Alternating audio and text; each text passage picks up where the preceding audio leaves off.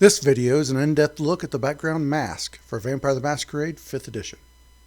Mask. As stealth predators, vampires have few weapons more potent than the pretense of humanity.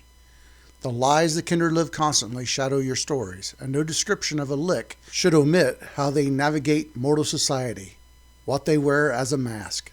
A good mask explains the character's nocturnal existence and offers plenty of opportunities to be alone with mortals. Some vampires switch back and forth between masks, risking deep identity confusion and slip-ups, while others forge single, plausible identities and strictly adhere to them for a human lifetime before they switch, adding makeup as they age, and faking every aspect of life to look perfectly normal on paper.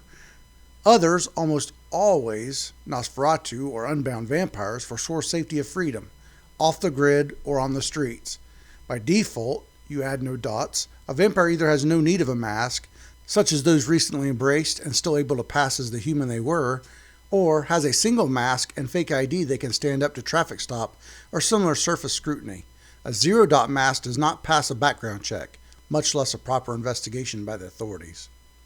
Now this background only has 2 points that you can take into it. The first point is you have a good fake identity, including a credit card, bank account, credit history, birth certificate, etc., all in your mask's name.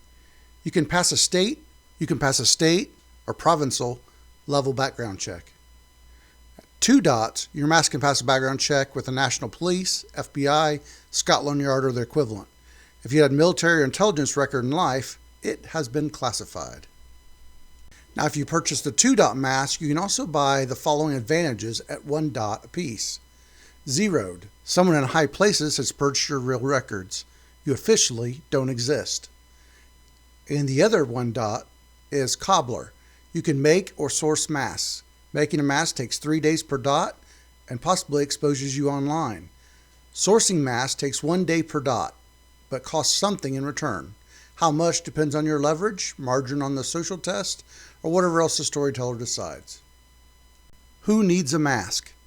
Any kindred that has been around for a while has to make a mask to pass themselves off as someone else. After several years, there would have to be a change-up of the area that you lived in, and a mask to not get called out. A mask is more than just a fake ID, it's a changing of your identity that is good enough to pass scrutiny. Player characters may want a mask if they were presumed dead, just want their previous lives forgotten, or if after several years of unchanging appearance is starting to draw questions. Established characters could have been within their city for well over 100 years. Every few decades, you would have to move and use a mask to change their identity. If the vampire Lestat kept his name and never moved from his original home, it would not have taken long for him to be discovered as a vampire. The established characters in my game all have their name they are known by to the kindred, and a mortal name they are known by mortals. I do not have my players memorize both names. When they learn their mortal names, they still refer to the kindred by their kindred name.